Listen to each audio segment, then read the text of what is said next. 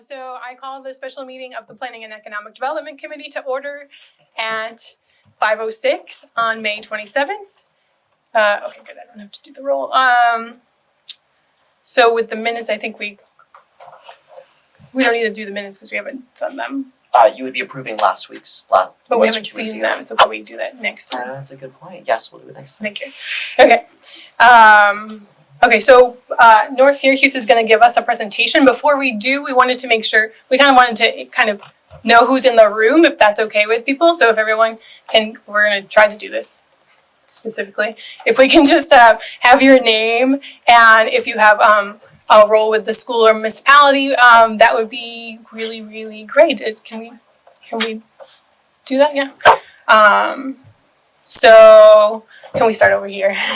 Yes. Hi, my name is Anna, and this is my dad, Neil Fennessy, and I'm a high school student at Skaneateles, and we live in Skaneateles. Thank you. Go ahead. Oh, you want me to? Well, I'm her dad. Okay, perfect. That's perfect. Driver, limo. So anyone who's anyone really. So we've already heard from Donna. She's the superintendent. Thank you. And Dr. Gupta from town of DeWitt. Mitch Latimer from Liverpool. Thank you. Sally Santangelo, member of the OSIDA board. Thank you. I'm Schwab with Center State. Nicole Watts, on the legislature. Michael Green, OSIDA. And we've heard from Josh. I'm Lori Cook, I'm the communications director for the North Syracuse School District. Okay. Troy. Troy Walker, County Planning Department. Decca. I'm Decca Eisen, I'm the OSIDA board. I'm so sorry. Mark Thumbie. Thank you. I'm with Excel Cross the Shield. I'm also on the side of the board. Great. Ken, do you want to go? Ken Bush, 13th District, County Legislature. That's God's country, western part of our county. We don't have this traffic. Go ahead. Justine Bush, a visitor. Thank you. Did you? Courtney Gothier, Town of Clay, Town Councilor. Thank you. Brian Russell, Town of Clay, Town Council. Welcome. Christy Pavetto, Baldwinsville School Board. Thank you for being here. Oh, we've heard. Ed Schmidt, Town of Lysander, Town Councilor. Thank you. Maria Ball, Lysander resident. Jacqueline Sorensen, Syracuse resident. Thank you. Rich Chapman, Superintendent, Liverpool School District. Thank you for being here. Kim Viola, Assistant Superintendent for Business at Liverpool School District. David Shaw, business official at Lincourt. Brian May, County Legislature. Don Keegan, I'm the business official here at North Syracuse. And Terry Ward, Superintendent of Schools here at North Syracuse. Thank you. And if everyone's not aware, we have Dave Knapp, County Legislator, Maurice Brown, Kevin Meeker, Greg Erickson, our county attorney, Ryan, and our clerk. Okay, thank you so much. So with that, I will let North Syracuse give us some more information. So if I have 5 minutes done, it's 5 minutes, 10. You're So welcome to North Syracuse. Thanks everyone for coming out this evening, and it's really nice to see so many public servants in a room together talking about moving forward our community. So that's wonderful. So Don and I are going to, I think it's 6 slides total. Okay, so there's not a lot, but there's a lot of depth inside those slides. So let me get started. The first piece I wanted to say as the superintendent of schools is we support pilots. You know, sometimes there's a misnomer out there that school districts don't support pilots because of the financial impacts and things like that. We get it. We've lost 1,500 students in 10 years in our district in enrollment, right? We want those 1,500 students back and another 1,500 more. We want to build that school that we're talking about that doesn't happen in Central New York. So we want everyone to know that we support pilots. We know that we have to attract businesses here. So here are all the different things that everyone has already talked about, really, in the public comment period. All of the positive pieces there. I won't read those to you. And then, however, Don is the however, so I'm going to let him take this part. However, unfortunately, pilots don't support schools, and so I think it warrants just a little bit of explanation that we rely very heavily on our local school tax levy, local school taxes, and that's about 49% of our budget. And as you can imagine, when a pilot is put in place, the concept is that property comes off the tax rolls, and that instead of paying property taxes, they make a pilot payment, which is awesome. What we find is that when a business comes into town, Amazon or Micron coming to town, hopefully they're going to bring lots of families and employees and students, and so that's going to create some demand on our school system that's going to have additional costs. There's also going to be strain on the local infrastructure, and you might say, well, how does that have to do with you guys? Well, when you have to maintain roads and expand sewer lines, we don't have to do either of those as a school district, but police and fire, all of those things will end up costing the community money. And that may manifest itself in a countywide budget or a town budget that, oh, by the way, no one votes on. They vote on the school budget. And we just saw this past week more no votes here in North Syracuse, and I would argue across the county. You know why? Because energy costs are up. And people say, hey, I'm paying $1.50 more a gallon for gas, oil and heating costs for my home are up, and they come to schools and they vote things down. So when these other costs hit the municipalities that don't have to have their budget voted on, people come and it puts a strain on our budgets. And that same concept too with shifting the burden to other residents. And I'm going to talk a little bit more specifically about how the levy works. So this is that infamous tax cap formula. And I don't have to take you through every last detail, but it starts out, this is this year's levy. When our folks got their tax bills this year, it was $107 million.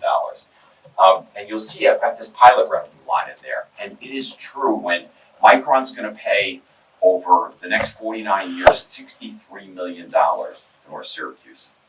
And people are like, you guys are going to be rolling in dough. But the reality is that we have to take that money and lower the tax levy by the amount of that pilot. So the benefit to our taxpayers, now next year it's going to actually kick in. It'll be about $800,000 next year. And it's going to lower the tax levy by $800,000 or about 0.7%. Now I want to go back in a much smaller story than Lindport. This year we had a reduction in our pilot. You can see that going from 800,000 to 551,000. Relatively small numbers when you think about Micron. So when that pilot came off, when that pilot ended, that property came back on the tax rolls. So those folks are going to get a tax bill this year and they'll pay their taxes. But what happens when it comes back on the tax rolls, our tax rate just for that reduction of the pilot went up 0.25 point. So part of our tax levy increase is that series of pilots that came off, or that 0.25 point. So it's important to remember that when a pilot ends, the property returns back to the tax rolls. Now, I don't think Terry and I, or maybe most people in the room, are going to be around in 49 years when that pilot ends, but it's going to have a significant impact on the North Syracuse and district when that happens. So let's dive right into Micron, for example. Again, we are thrilled to have Micron here. We're excited about the opportunities for our kids, career opportunities, but we had some interesting things happen. We had the DOT here in our school district take properties via eminent domain. And people might say, how's that work? Well, they needed to expand roads. We're all seeing all that construction. And so that was about $250,000 of tax revenue that came off the tax rolls. Increased traffic resulting in some complications with our student transportation. We're going to see that. There's just traffic, and what that means is we've got to drive bus drivers on the road longer transit times for students, and higher operating costs. Increased construction costs. We were talking earlier about some construction here in the room, how expensive it is to do anything. It's a very competitive market due to the fact that we have a limited number of tradesmen here in central New York. And so we are seeing, as we do capital projects here in North Syracuse, that our construction costs have gone through the roof. And again, I'm not complaining, these are just the realities that we're dealing with. And then with this increased enrollment, we're hoping that Micron comes and brings hundreds of families to the North Syracuse School District. And oh, by the way, that Micron's big and all the surrounding districts. But it's going to stretch our staff and resources. And the other thing that was kind of a surprise is that we have like a fairly large apartment building here in our area, in our district, and they've got a pilot too. So, when there's the pilots, and then there's all the other pilots that come to support that business. And so that property's coming off the tax rolls. And again, that'll flow through the North Syracuse district. Money will be paid to us, which we will use to lower the tax levy. And then we've got to make investments. Our whole mission here is to make sure kids are college and career ready. So we are super excited about investing in career and technical education. We already do a lot, and we're going to do more. We partner with BOCES, and we've got to make those investments to keep our kids, at a level where they are qualified to go out and apply and work for companies like Micron. So those are the implications, and Terry will just talk about some things we're thinking about that might help our situation. So and I just want to drive home the point, the 2% tax cap for school districts, we cannot as a school district, other than go to 2% to raise revenue, right? So the fact that the pilots, they don't allow us to raise revenue or not, it's kind of a neutral. We want people to understand that. So with all the expenses that Don just talked about, new kids, maybe a new school building, all of those things, we don't get any more revenue. And so where are we going to get the money to do all those things? That's what we're, want people to think about. And then really what we're asking, and we've asked our representatives these questions, and I think we're working on some of these things, but we wanted folks to hear it tonight, is we want special legislation exempting, for example, pilots, specifically Micron. I used to be a superintendent in a small rural school district, and there was a pilot for a solar farm. Okay, it was a small pilot. It was about $1 million, right? This pilot is the largest in the United States, and it happens to be in our school district. We don't think the same rules should apply to pilots, because one pilot is not the same as another pilot, especially when you think about the enormity of those specifically the Micron pilot for us. And then, so we're asking our legislators to exempt pilots from the tax cap calculation. And then the second bullet there is we're asking special legislation for schools impacted by Micron to have additional building aid. So when we do construction projects, our taxpayers pay a certain portion of that construction project. As we ramp up to get ready for companies like Micron and get kids ready for Micron, what we're saying is we need a higher rate of return. 100% of our construction costs should be paid for by the state. That's what we're saying. So again, we can't raise revenue 2%. That's all we get. So that's what we're asking folks for, not only here in the county but also at the state level. If I could just add one thing on the building aid. When we go out to our community, we say, hey, would you like us to renovate Lakeshore Road Elementary School or build an aquatic center? And then we get them to vote and they agree. And so we say to them, it's going to cost you maybe 1% on the tax levy or 0.7 on the tax levy or 0.5, and we accumulate these projects. You might have noticed up here that our increase was 5.25. That's a pretty high tax increase. 2.4 of it related to operations. 1/4 of it related to a pilot coming off. 2.7% of it was all the projects that our community already agreed to in a separate vote to approve. But the way the tax cap works is I have to include that, which makes sense. This is what your levy is going to go up. So what that means, a renovation in New York State, we financed that over 15 years. So what that means is that the taxpayers get to vote on a capital project 16 times. Build the pool. Nope, I changed my mind, don't build the pool. I can't get rid of the pool. Now I have to fire teachers. So the challenge with this tax cap is huge, and we're the only institution that you get to vote on the tax levy. And so all of these things in the community that are happening that put pressure on the system, when people come to the polls and they vote on a school budget, they remember the price of gas, all these other factors, and it's really putting a lot of downward pressure on schools. I'm going to tell you, just my humble opinion, Lynn Court should have a 12% tax increase. They should not go out below the cap next year. And the reason is, just think about this for a second, because that property is coming back on the tax rolls. They're the ones who are going to pay that 10%. That's how it's going to manifest itself. The levy's going up 10%. And so the reason I'm telling you that is there's no way in hell, excuse my language, that Lincourt's going to get a 12% tax increase passed. It's not going to happen. And so what that in essence means is we have to cut our instructional costs. We have to go into somewhere in our budget, and we've been doing this, by the way, we've had inflation for 6 years in a row, above the 2%. So every year we've had to go, where are we going to cut? Where are we going to cut? We're eliminating positions as retirements allow, we're making adjustments. It's a tremendous amount of financial pressure on schools. And this pilot is just one of those components. Thank you, everyone. Thank you. Go ahead. You have a Can question? we get this? Oh yeah. Oh, I already sent it. Okay. So, one, The last slide? yeah, the last slide. And then, so like, this is dealing with multiple governments, of course. So when you're talking with the tax cap, that's a lot of New York State, dealing with New York State, how they calculate that. And then the building aid also deals with New York State and the New York State education. Okay. But then with the local pilots, that's something that's on our level. Okay. Just wanted to, yes, go ahead. Thank you. So, what kind of response did you get from the state legislators on the pilot and the tech kit? I think what we have been told is it's not a one-year solution. It's going to take multiple years to get something like that passed. So that first bullet specifically about taking pilots out of the tax cap calculation, that is something that they're looking at hard. They've had discussions about it.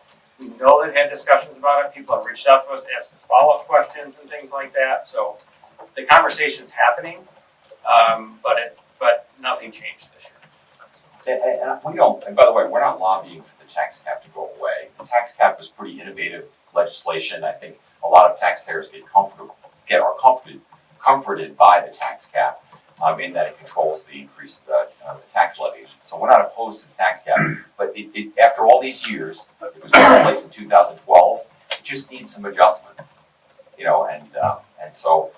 As Terry said, it's sacred ground right now to talk at the state about doing something with the tax cap. It's like the third rail. You're not really asking for the tax cap to change, you're asking for micron-related. Well, exactly. And that'll require some special legislation, and it'll take years. Yeah, and I want to be clear, we're not asking for money from Micron. I understand. We're asking for the pilot money to go directly to the school district, not spread out amongst the rest of the taxpayers, because we have costs associated with Micron being in our community.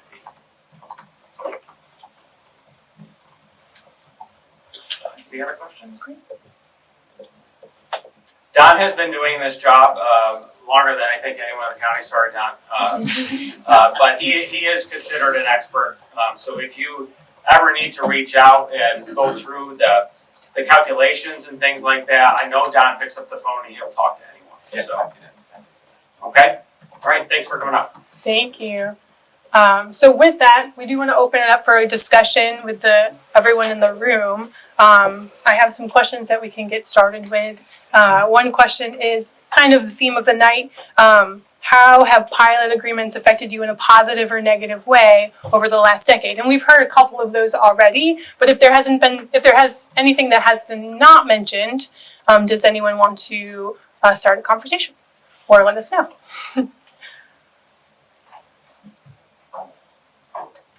Okay. Yeah.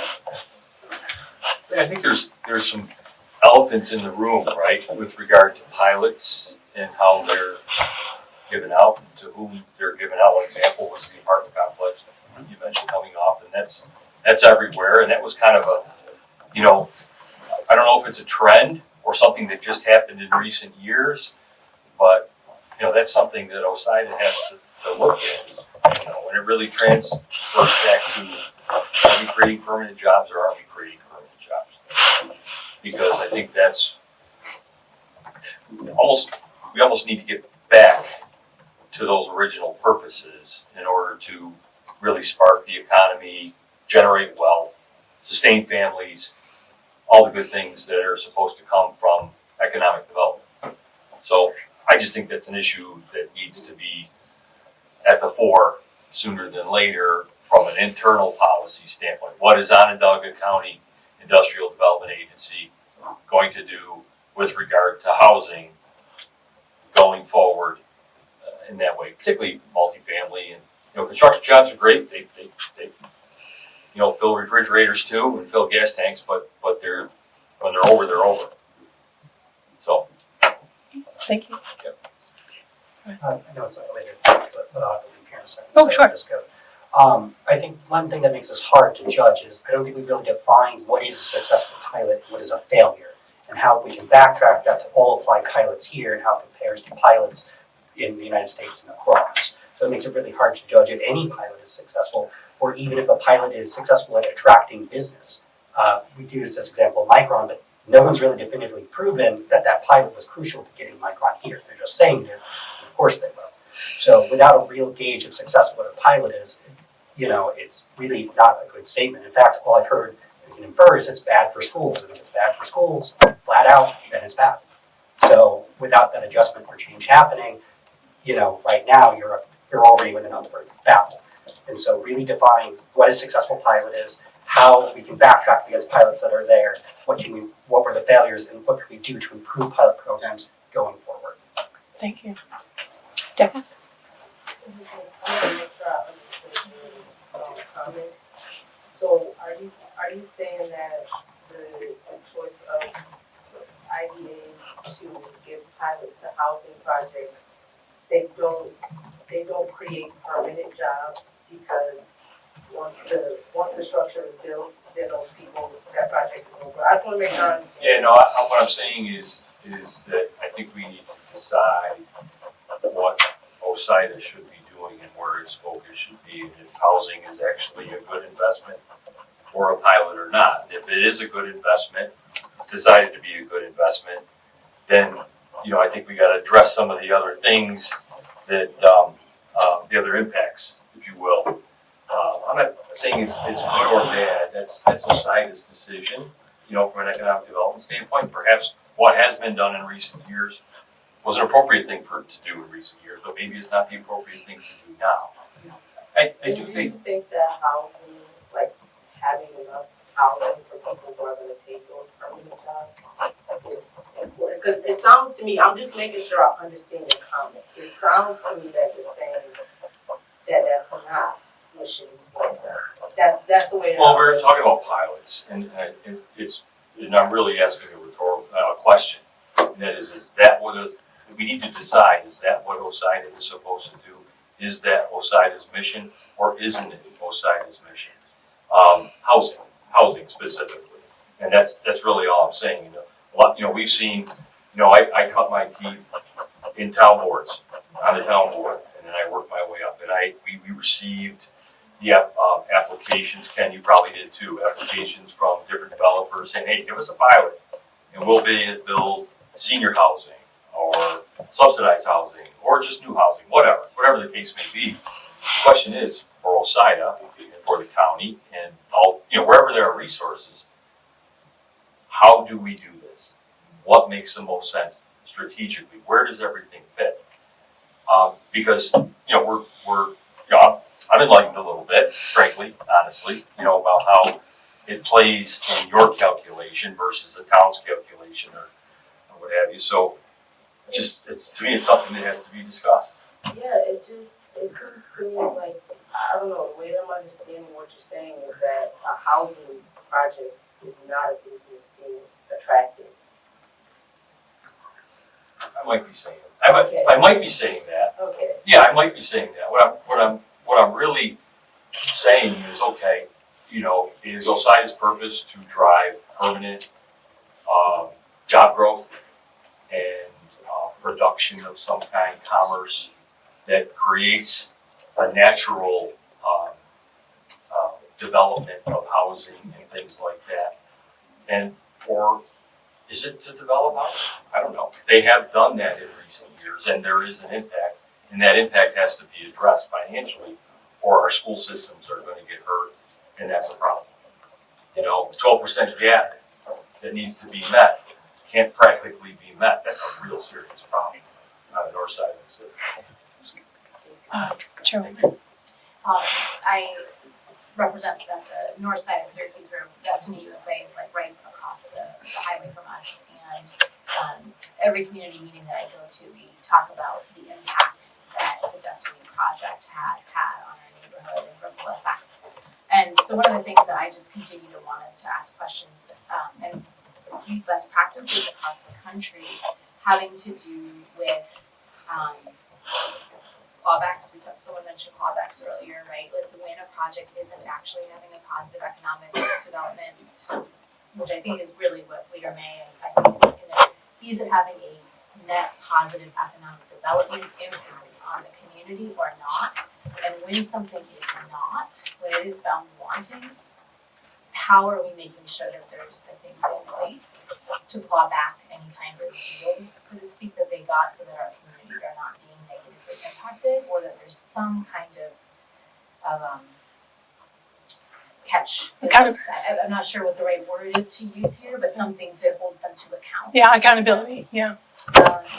And then in that too, just mindfulness of I always call it the blast radius, right? Like it's good and bad blast radius when something significant comes into town, and just making sure that whether it's through, I don't know the community benefit agreements, like we can't have a one size fits all. That may or may not be the right thing, but I've sat in many meetings talking about the Amazon impact on roadways and not having the finances to address the roadway situation. Now, I'm not on that town board, but I've just heard it a lot, and I think we need to also be asking questions of what's the blast radius of this project, positive and negative, how do we maximize the positives and mitigate the negatives. I believe, as a part of this process, is a prime opportunity to do that, and so just making sure that we're asking those questions and involving not just elected officials, but residents as well in those conversations as much as we can, schools, because a lot of times we all sit in different seats, we all have different perspectives, and it's important, I think, for us to make sure that we hear the broader voice, so we're mindful, and that these really become the win that OSIDA is supposed to be setting them up to be in our community. Thank you. So, Dr. Yep, go ahead, and then I'll. So, the pilot projects are really great tool to have economic growth.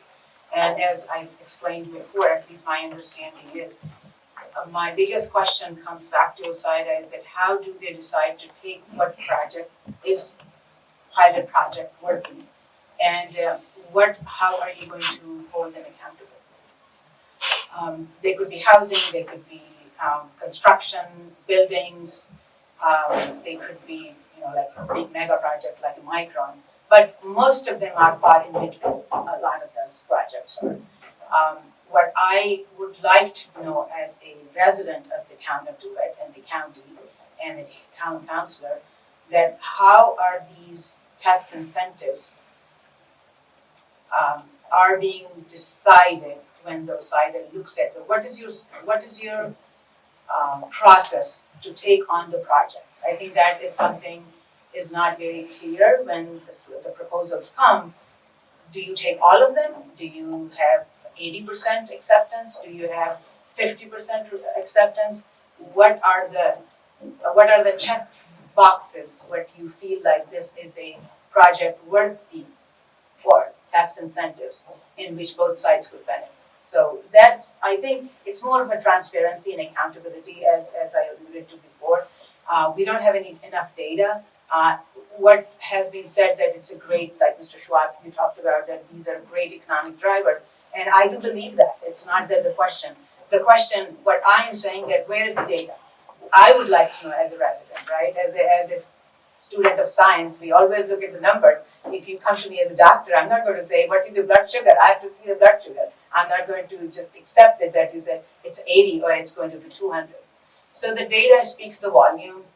When the transparency, it will help community to understand what are the positive and negatives. And the negatives are not really negative and the way I see it, because we can learn from them. What did not work, let's make that better. So I think the transparency opens the door for open communication and continuous learning. So that would be my biggest ask when we are talking about having OSIDA to be active part with the town board and town residents and the community at large. I hope that makes sense. Thank you. Thank you so much, Chairwoman. First of all, I'd like to thank all members of the public that are here tonight. This community engagement is so important, and thank you all for taking the time to be here this evening. I'd like to thank you two gentlemen as well. That was very informative, and I look forward to spending some more time researching it. I'll probably reach out to, I'm sorry, Don at Keegan. some point soon. Yep. The apartments that you're talking about that were, you mentioned a specific apartments. I believe I know the one you're speaking of, because I was a town council in town Clay previous to being on the legislature. It was important there, it was the same one. Is there mixed use there too, in the apartment complex? The one I'm thinking of is on Route 11 in North Syracuse. We did have a mixed use, there's another mixed use set of apartments that I wasn't referring to, but Okay, that's all I was wondering. All right, but thank you guys very much. thank you. So my comment's very similar to Dr. Duca's. I'm brand new as a town councilor. I've been a town councilor for 4 months. I'm kind of a one-trick pony at this point. I talk about data center again. But what I'm hearing from the residents, and they haven't even applied yet, so it's all kind of in the future. But what I'm hearing from the residents is, why would you give these guys a pilot? They're a big company, they can afford it. The site is actually the draw there, right? The site has 2 major power lines, the north-south power line and the east-west power line that go across the state, plus a gas main there. So there's no way they're not going to try to put a data center there. And given that, the question I get from the community over and over and over again is, or a statement, I guess, is, be sure they don't get some kind of tax incentive that's going to lower the tax rate, because they're coming. Unless the town decides to stop them, they're coming, and they don't need any kind of pilot or benefit. So one of the questions for you guys is that a criteria? Do you look and see, is this something that actually will draw and make the business come here, or is it an ideal that come in anyway and we don't have to do anything? It's a good question, and that would be for the OSIDA board to really decide, right? They take projects case by case, but they do look at impacts and how many jobs it's creating. And as far as I'm aware, potentially those are not job creators, but project to project for sure. Great question. Before we get to more comments, I wanted to make sure anyone on the board had any. Oh, okay. Ken, do you want to go? I have a question. Have we discussed why OSIDA exists and the real mission when they were formed versus what they're doing now? Because I think there's been a shift. I mean, their original intent was to invest in companies that created permanent jobs for people. Now all of a sudden, we're getting off the rails somewhat in what we're allowing to be subsidized through a pilot. And what is that long-term benefit for a community? Or does a community have to subsidize the community that's already there? And the schools are a prime example. They end up, community that's already established ends up subsidizing new students to move in, particularly into communities that are not paying their fair share of taxes. So how is a school or a community going to survive? And I happen to have a situation in one of my schools, a small school, that's going to be horrendously impacted by a subsidized apartment complex that the school is going to have to pick up and educate students, which the school was loving. They like the idea of more students, but who's going to pay to educate those students if a $30 million project can be assessed for $3.5 million and then have a pilot for 10%, 15% until you get to 15% or 15 years? It makes no sense. But the state is involved in this. They should be held accountable because they're the ones that set up some of this stuff. And There's a problem. the local people.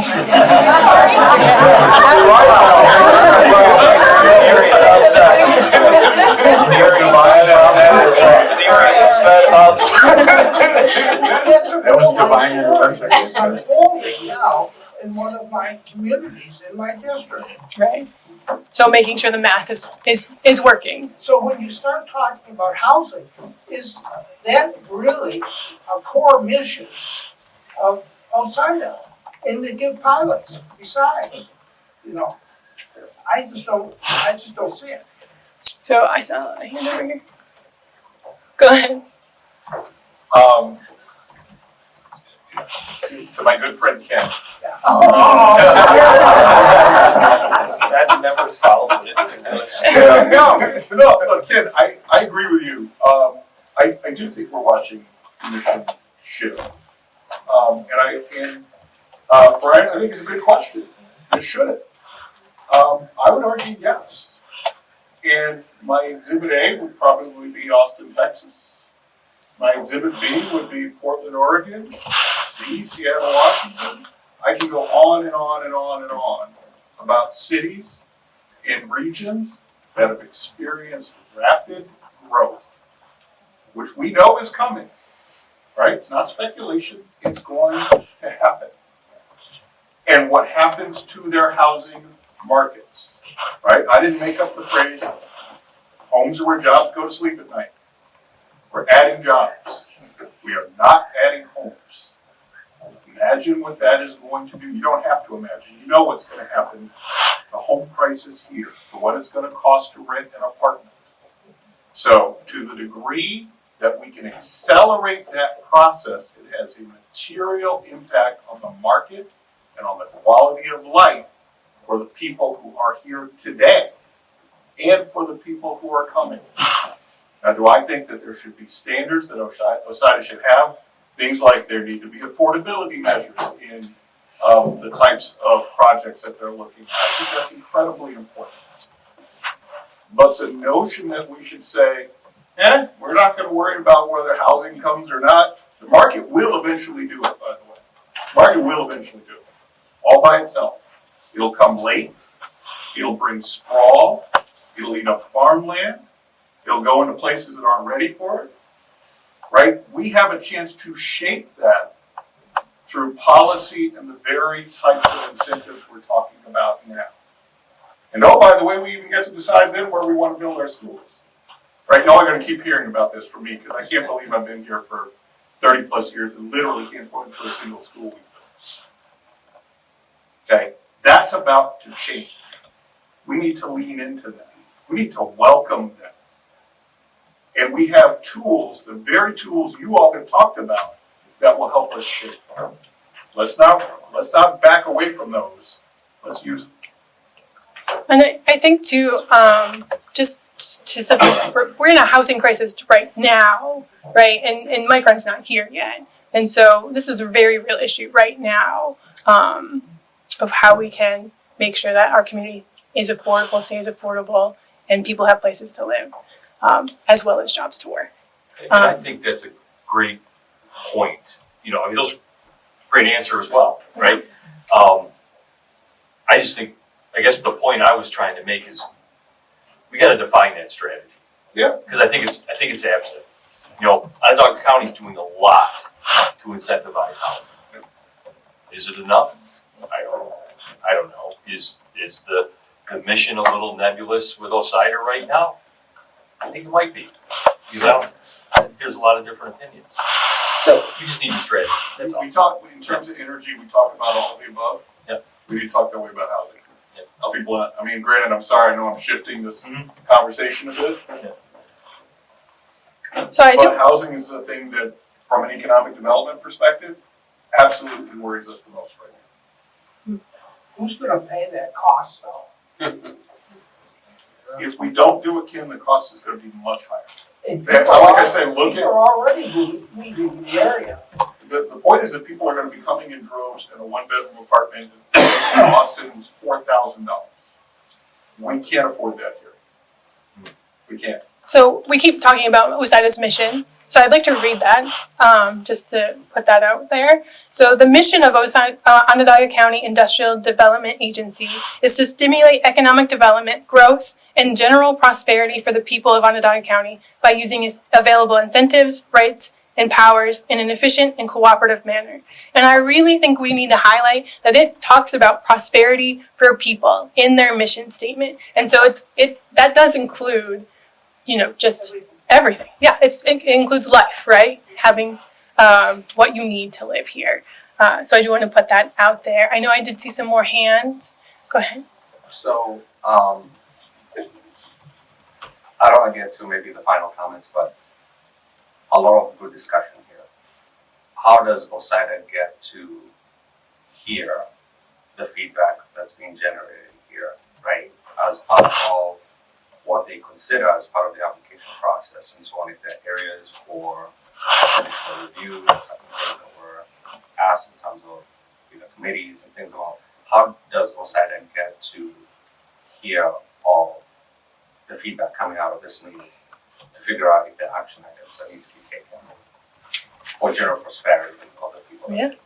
Great. So we're taking notes, and we will make sure that that gets to OSIDA, and we do have the recording. Sorry, what's your name, sir? Mark. Oh, nice to meet you. And this is just the start of the conversation, and so more opportunities like this potentially will be happening. And really, that's dependent on all the feedback we hear and get, and then how do we implement that comes next, right? So that will be ongoing. Question, actually kind of for the school officials. Presumably this is a statewide problem because of the tax cap levy is, statewide. Are there any IDAs that are structuring their pilot agreements better in New York State to not have the same impact on school districts? Yeah, I think that's a good question. I'm going to be tongue in cheek for a moment. So Liverpool just cut how many positions? And when did Amazon come in and that pilot start? We're next. Yep. So there has to be a better way. And what happens is the state will say, the county made that decision. And the county will say, well, we have nothing to do with that because the state made that decision. And we're holding the keys. And Don and I are going to put the key in the door and say, good luck. Because that's what's going to happen. No one's taking it seriously. I wish there was a better way. I would love to know that better way. So on that note, before we take more comments too, I do want to mention that there are other tools that are available to OSIDA and these different boards, like providing low interest loans or potentially even tax exempted loans, exempting sales tax and mortgage recording tax exemptions. And so I would love to open it up too if anyone had any more additional ideas of what other services these boards could consider to help these projects, but then potentially lessen the tax concerns and issues that do come up with the pilots. Sorry. Hi, I'll stand up. So I've got a lot of stories, but I won't tell you all of them. To understand the impact on my world, is anybody here born and raised outside of this area? Where are we from? St. Louis. St. Louis, okay. That's a prosperous community. I meant that joking. I didn't mean sarcastic, but you understand front lines, what it means to grow up in a community of poverty and economic struggle. How about yourself, man? Queens and Atlanta. Queens and Atlanta. All right, so you know Atlanta, the challenges of Atlanta. So I grew up in New Jersey, but I lived in Boston for a very long period of time, Cambridge especially. Without going into the long details there, I was supposed to get into government, I didn't. But I had a lot of conversations with folks who ran the city of Cambridge. And Harvard University and MIT had arguments. They didn't want to pay any money. They did not want to pay anything for taxes. And in those days, Cambridge was struggling. Like, you could walk down the street and walk into a pile of needles and whatnot. So they created a pilot program, and I knew the guy who initiated it. It was kind of a shifty conversation that happened. But I think Harvard and MIT paid a total pilot of $27 million to the city of Cambridge. And as a result, the city of Cambridge changed dramatically. Harvard Square was, in the 60s and 70s, was a mess. 70s, 80s, and 90s, it really turned around. The advantage being that Harvard and MIT, they put their feet to the fire. So what does Harvard and MIT do in lieu of paying taxes? They're an engine. They're an absolute engine. You can walk around Cambridge, Massachusetts and run into 250, 300 startups. And it's everywhere from me in my garage, and I just patented a molecule and building something, to Novartis. And I was working with Novartis when they first came in. That was a massive opportunity. But Harvard and MIT create companies. And when they were creating technology companies and the dot-com bust occurred, I was there, bio companies came in. We don't have that. We have zero engine for industry here. We have Micron, but we don't have them yet. And we had to lure them in with money. But you go to Cambridge, you go to some of the best schools that are out there, we have great schools. We have great schools. But we don't have a business engine. I don't know where you get that. Now, to put this into perspective, I'm going to piss off everyone here from Orange. SU is not a business engine. It's not. Syracuse University doesn't create businesses. Now, you can tell me they do. I brought the White House to them, they weren't interested.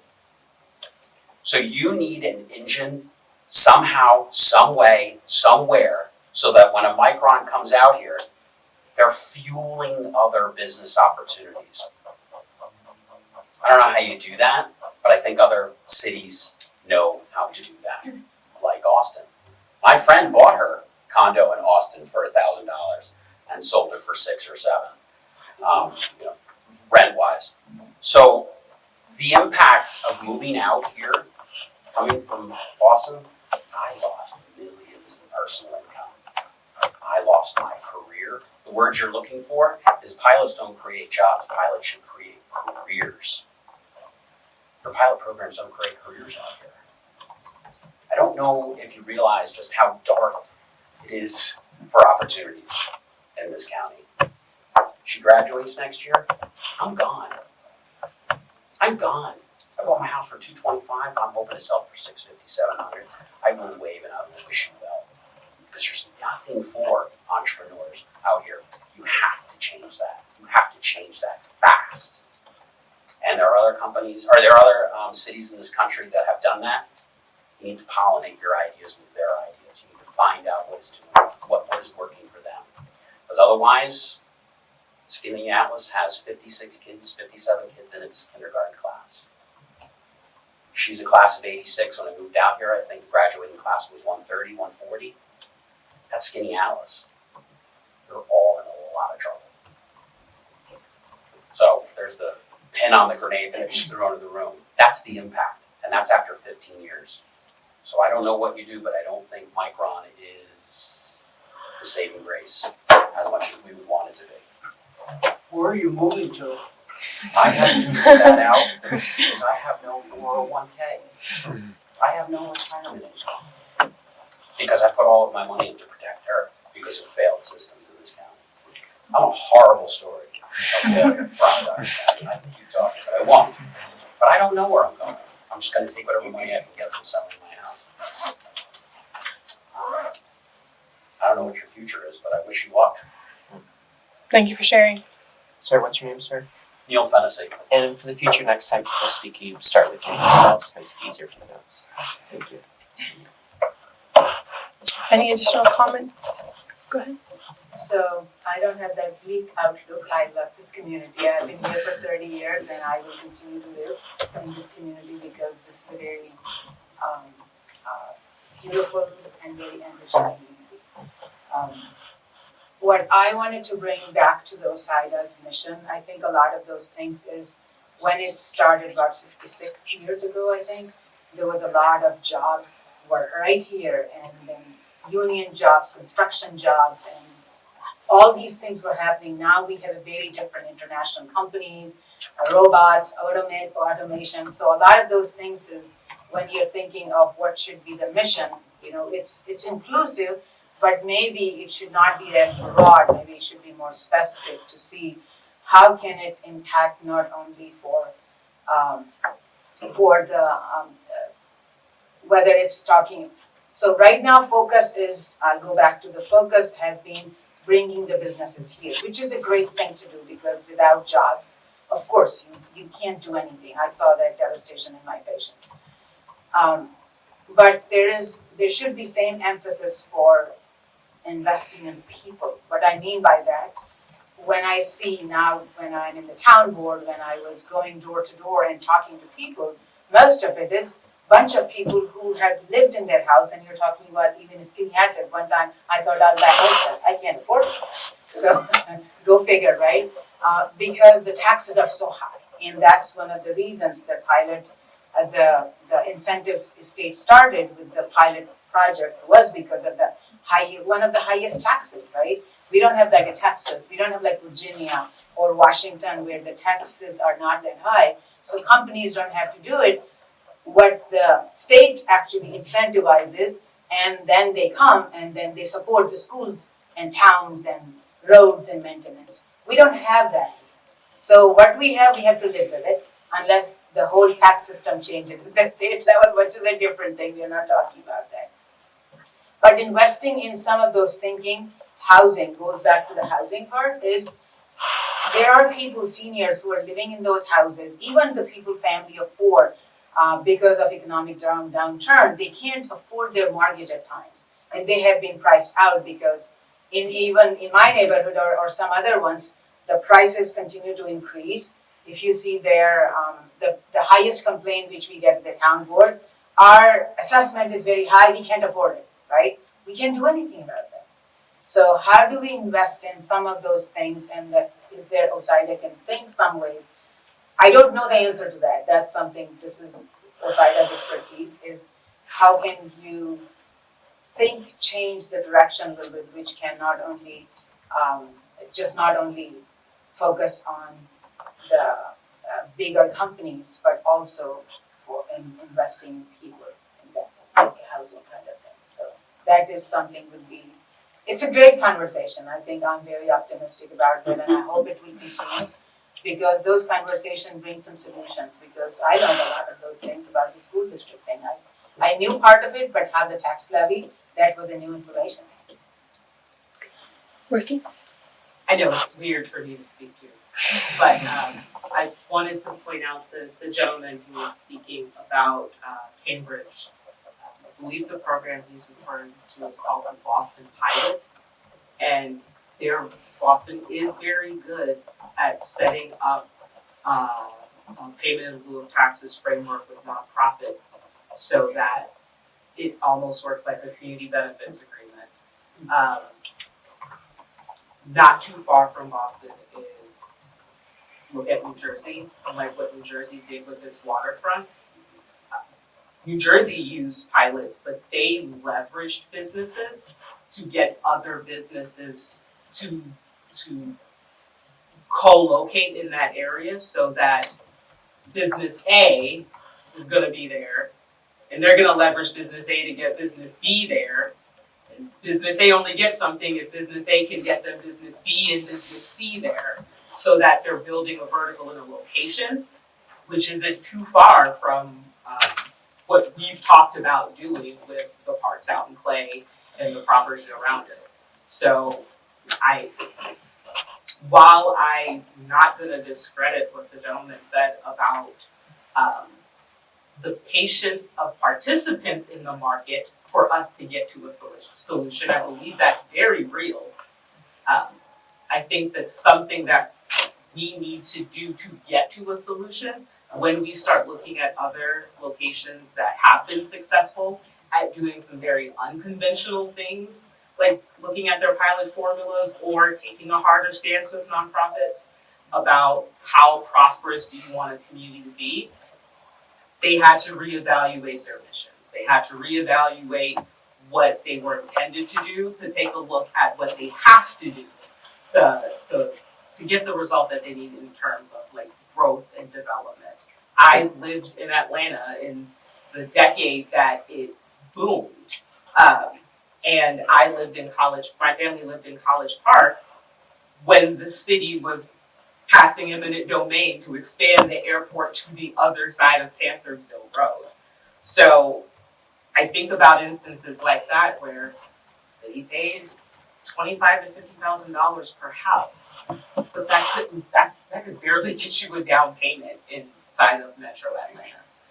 It's just really important to make sure that we don't take too long by not changing our strategies because we want to hold on to them. But take a field trip, and visit those other cities and talk to those residents and talk to those businesses to talk about how much coordination it took. I think in Boston they had a pilot task force within the city that looked at how to frame the Boston pilot program. So putting that out there, because while I've lived in cities that have boomed, I think the thing that I appreciate most about being from Queens is that when Queens told Amazon what it needed from that company to come to its area, when it didn't get what it needed, it passed. It said, we're good, we'll pass. And I lived in Atlanta where we did the opposite. I think we gave too much, and we didn't get enough. I mean, yes, they're great credits in arts and entertainment, but there are a lot of benefits that communities did not get for themselves and businesses did. Just putting those two programs out there since they're close to us, New Jersey and Boston. Thank you. Anything from board members? Go ahead. Just one thing I just want to say is we do appreciate everyone coming out this evening. We appreciate all of you for listening to us. We have 7,800 kids in this district that are counting on everyone in this room to get it right, so they don't have to move. I have 3 kids. I have an 18-year-old, a 16-year-old, and a 14-year-old. We want to stay here.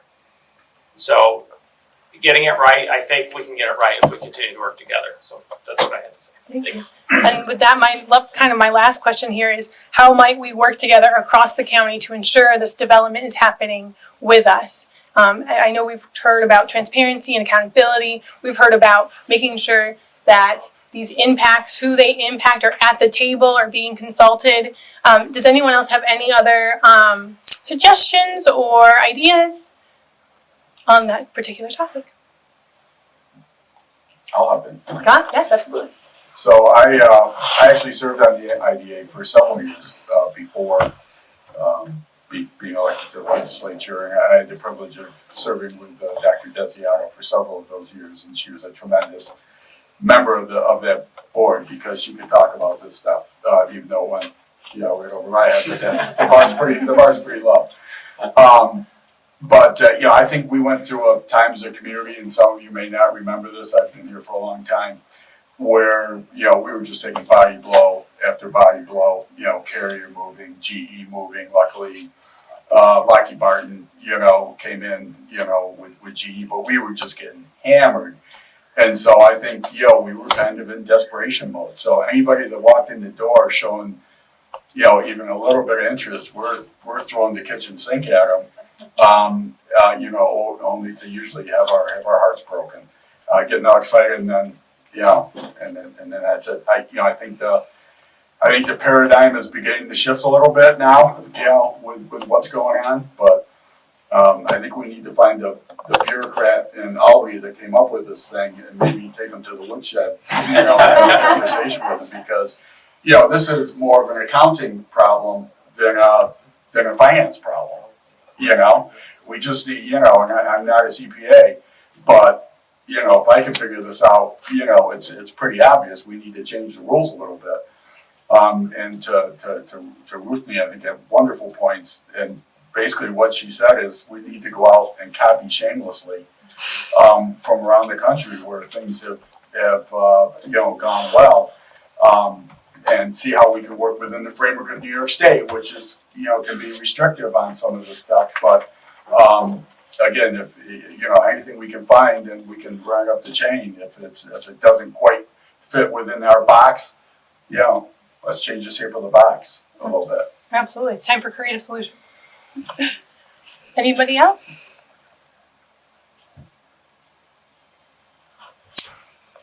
All right. With that, I think we'll conclude this meeting. So I would like to thank everyone for being a part of this discussion and public hearing. With 19 towns, 15 villages, and 1 city, and I believe 18 school districts in Onondaga County, every opportunity we have to come together to work collaboratively is key to building a better Onondaga County. Thank you so much for everyone who has attended here, especially OSIDA members, for being here tonight. I hope you found this helpful as you consider future projects and how we can ensure these projects stimulate economic development, growth, and general prosperity for the people of Onondaga County. Remember, the public hearing is still open until Tuesday, June 2nd at 12:55. You can email your comments to legislature@onondaga.gov. Notes will be posted on our website for future reference. And you can always reach out to me or any other legislator with additional comments, ideas, and any issues. With that, I'd like to ask for a motion to adjourn this meeting at 6:07. Second. All in favor? Aye. Okay, the motion is carried. The meeting is adjourned. The Planning and Economic Development Committee will reconvene on Tuesday, June 16th. Thank you and have a good night.